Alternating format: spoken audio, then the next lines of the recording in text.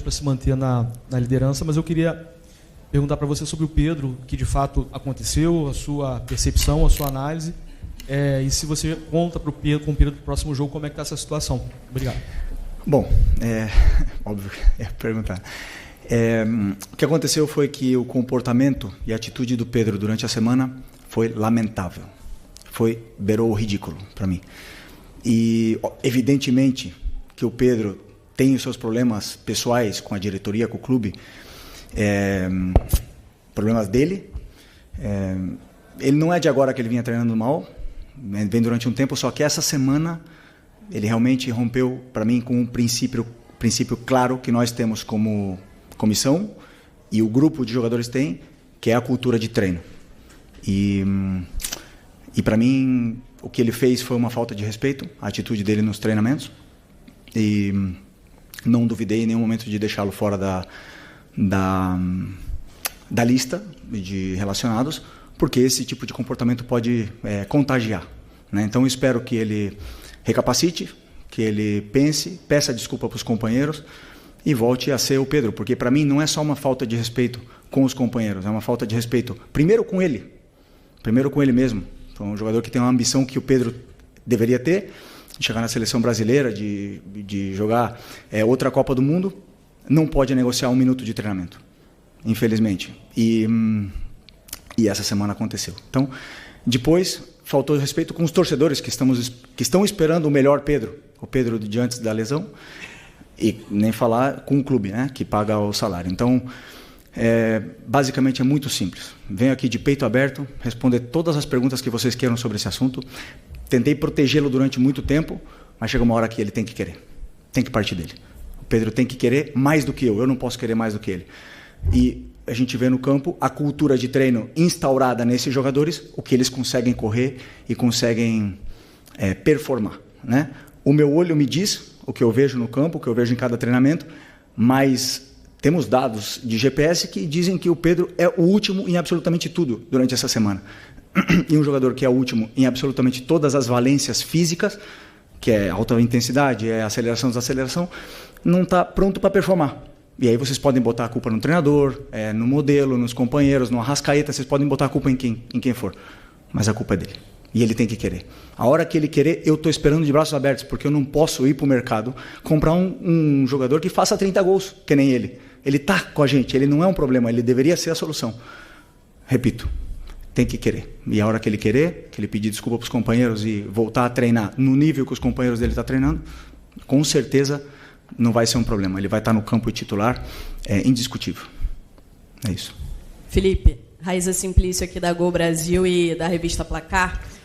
Você falou sobre a atitude dele ao longo da semana. Eu queria que você explicasse um pouco mais se foi indisciplina ou se vocês enxergaram que ele estava treinando realmente muito mal. Enfim, e a comissão técnica entendeu que ele não poderia treinar tão mal assim.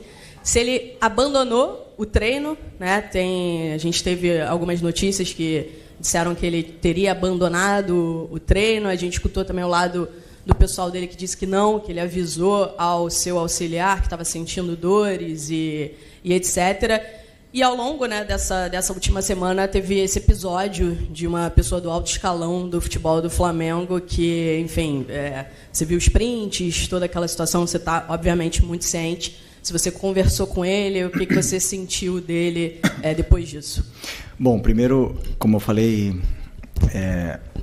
a treinabilidade dele é mais baixa, né? O Pedro estava assim.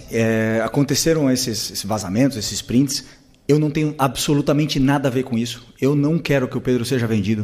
Eu não quero que o Pedro saia. Chamei os capitães, chamei ele na frente, transmitimos isso para ele, os capitães também. Falamos para ele que precisamos dele, precisamos do Pedro. E não vou entrar em detalhes micro, mas obviamente que você vê o aquecimento, as respostas, o deboche, a maneira de correr, de andar, e depois, como eu falei para você, está tudo quantificado com o GPS, e aí os números são muito inferiores, né? Como você falou, um episódio de abandonar, como nós temos mais do que 20 jogadores, alguns jogadores ficam fora, de algumas atividades. Por exemplo, se eu fizer um treino específico de 10 contra 10 e nós temos 23, 24, são 4 jogadores que têm que fazer algum treino alternativo, um complemento, alguma coisa, né? Então, no caso dele, também por estar muito abaixo, teria que complementar, e ele saiu e alegou realmente que estava com problemas, na qual também é ruim do mesmo jeito, né? Mesmo se fosse não foi indisciplina, porque ele avisou, como você falou, mas como eu falei, números muito, muito, muito, muito abaixo dos outros e não consegue acabar o treino. Então, tudo isso aí leva com que o Pedro não se coloca na convocação, não se coloca nessa lista e não se coloca à disposição de competir por uma vaga no time. Posso? Aqui à esquerda.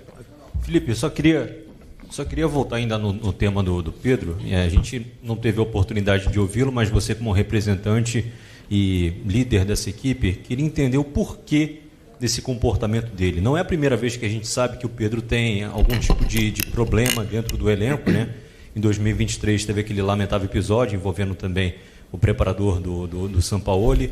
Mas o porquê desse comportamento dele? Talvez na cabeça dele ele conseguiria ser titular incontestável só pelo nome nessa volta depois de uma lesão.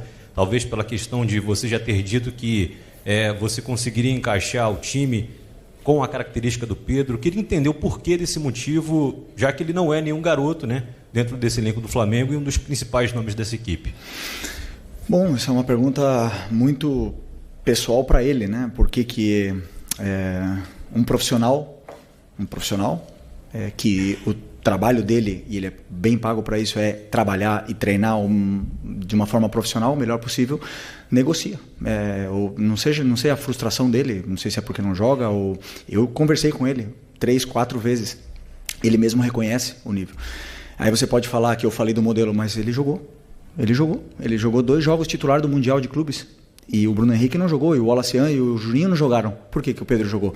Porque eu estou tentando recuperar o Pedro. Nós todos esperamos o Pedro, quando a gente vê o Pedro no campo, esperamos o Pedro antes da lesão. O Pedro pós-lesão não é o mesmo. Ainda ninguém não viu. Ele teve um jogo muito bom, excepcional contra o Corinthians, depois caiu o nível. Eu sei por quê. Já falei para ele, pessoalmente, porque ele treina mal. E aí me demonstra, sabendo, depois claro que eu conto que ele tem uma qualidade excepcional e que a bola vai chegar e ele vai fazer gols e ele vai ajudar a equipe.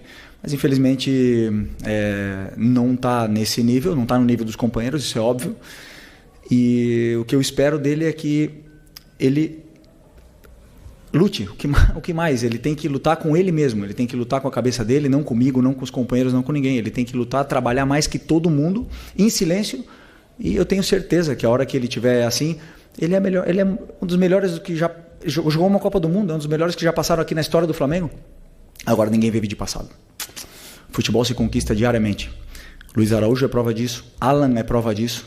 A única coisa que melhorou do Alan do ano passado para esse ano foi a treinabilidade dele. É o que mais treina. O Eric e o Varela são prova disso. Não negociam um aquecimento, não negociam nada e jogam e performam. Então não tem outro caminho. Por mais que eu aqui ande dando voltas e falar de modelo e tal, ele tem que querer. E a hora que ele quiser, meu amigo, ninguém para, mas ele tem que querer.